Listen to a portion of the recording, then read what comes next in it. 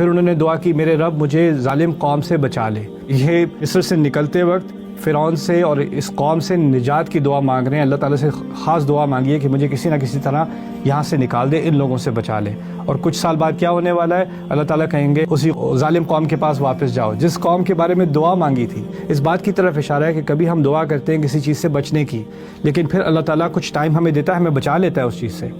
لیکن ایک ٹائم ہمیں دیتا ہے جس میں ہمیں تقویت دیتا ہے، ہماری میچورٹی کرتا ہے، ہماری ڈیولپمنٹ کرتا ہے، اور اس کے بعد ہم اس قابل ہو جاتے ہیں کہ جس چیز سے ہم بھاگتے تھے اس کا ہم سامنا کرنے کے لائق ہو جاتے ہیں، اس کا سامنا کرنے کو تیار ہو جاتے ہیں، اس کے لیے ہمارے اندر اتنی قوت آ جاتی ہے۔ لیکن جب وہ اس کے لیے تیار بھی تھے تب بھی ان کو نہیں پتا تھا کہ وہ تیار ہیں، انہوں نے پھر بھی اللہ سے کہا تھا کہ میں نہیں کر سکتا، وہ مجھے مار دیں گے، مجھے ڈر ہے وہ مجھے جھوٹا بولیں گے۔ لیکن اللہ تعالیٰ آپ سے بہتر جانتا ہے، تو کبھی کبھی آپ کو اللہ تعالیٰ اسی سچویشن میں واپس ڈالتا ہے جس سے آپ بھاگے ہوئے تھے، جس سے اللہ تعالیٰ نے آپ کو بچایا تھا، کیونکہ اللہ تعالیٰ جانتا ہے ایک وقت آئے گا کہ آپ اس سچویشن کا سامنا کر سکتے ہو